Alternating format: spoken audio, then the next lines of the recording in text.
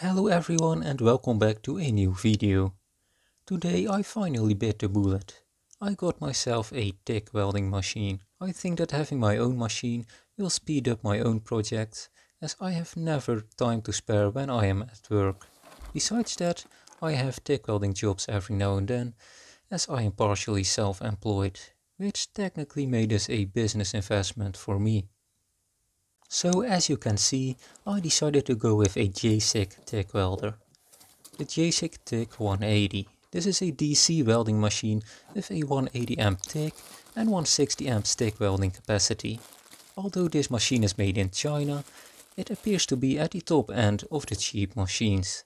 I have seen some videos of Jasic machines. There is a real world test on the channel of Arc1 Welding showing that these machines are perfectly capable. I paid €400 including VAT for the machine and TIG torch. For now let me show you what is in the box. Apart from the welder, the box includes a ground clamp, a hose to connect the welder to an argon cylinder and a stick welding clamp. Note that there is no plug included for connecting the machine to mains power.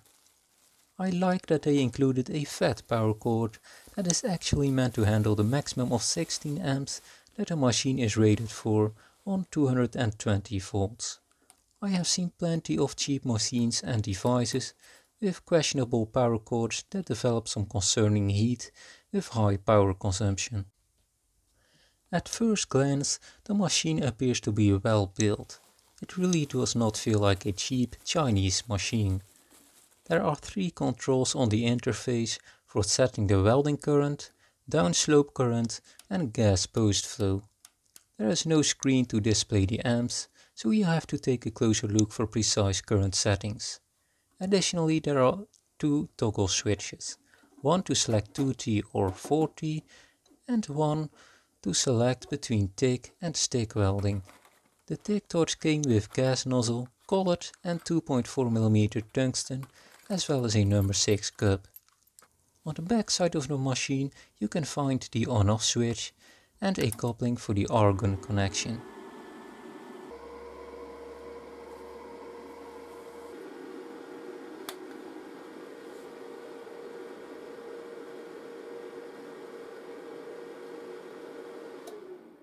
Let's start with some stick welding, but first I will give a quick disclaimer.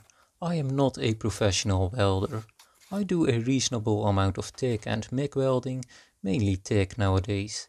Besides being a graduating engineering student, I work at a hydraulics company, where I frequently weld piping or hydraulic cylinders, which we then pressure test. I am happy to say that my TIG welds have never failed the pressure tests. Still, saying that I am a good TIG welder would be very disrespectful to the real professionals. Although I have a strong preference for TIG welding, there is some stick welding involved as well, especially on remote locations and on board of ships. Although I have had some nice stick welds every now and then, my stick welding skills are at the bottom end of the learning curve. I just don't use it enough to get proper practice. Back to the Jasic machine.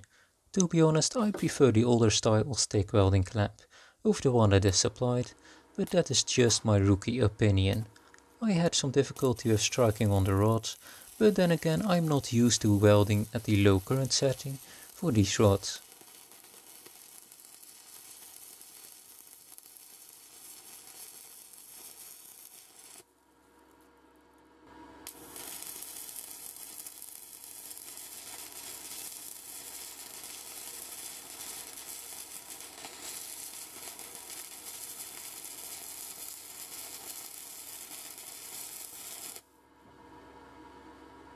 When burning through some rods, I can honestly feel no difference in welding between this Jasic and the professional grade machines that I have used for stick welding. As I said, I think that I am the limiting factor here. Now let us plug in the TIG torch. This is where welding gets a lot more expensive. I decided to buy an argon cylinder with an integrated flow regulator and a capacity of 11 liters at 300 bar or 3300 liters of argon gas. When I run out of argon, I can exchange the cylinder for a full one at a local supplier. The cylinder set me back €400 including VAT, and exchanging the cylinder for a full one will cost me €50. I usually weld with 6 or 7 liters of argon per minute. One full bottle of argon will last me almost 8 hours of continuous welding.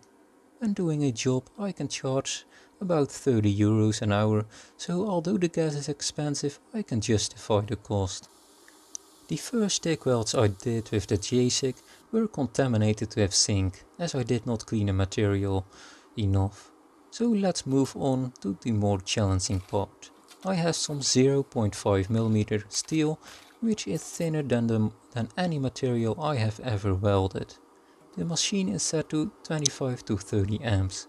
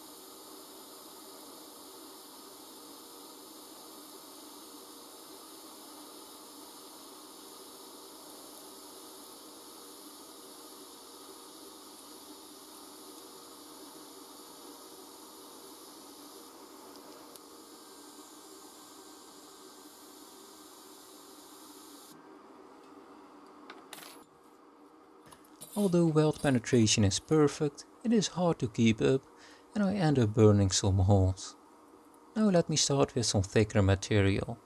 I usually aim for a current setting of 35 to 40 amps per millimeter of 40 thou.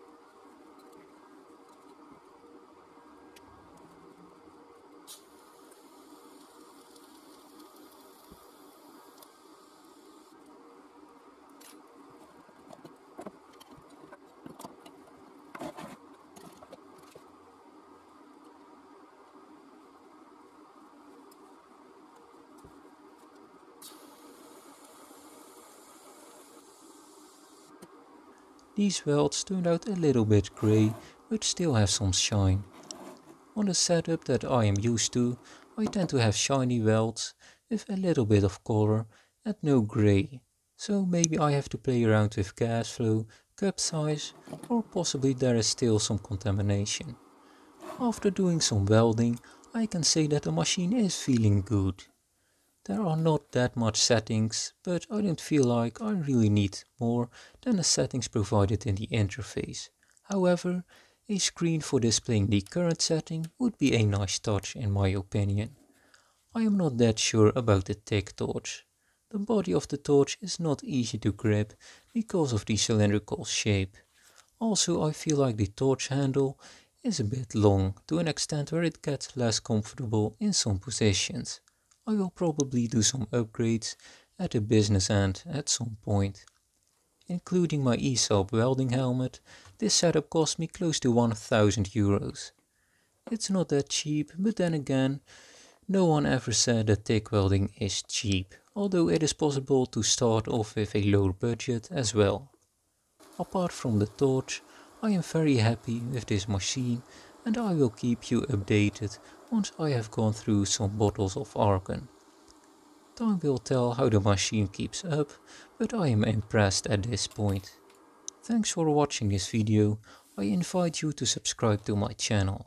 It helps me making more content.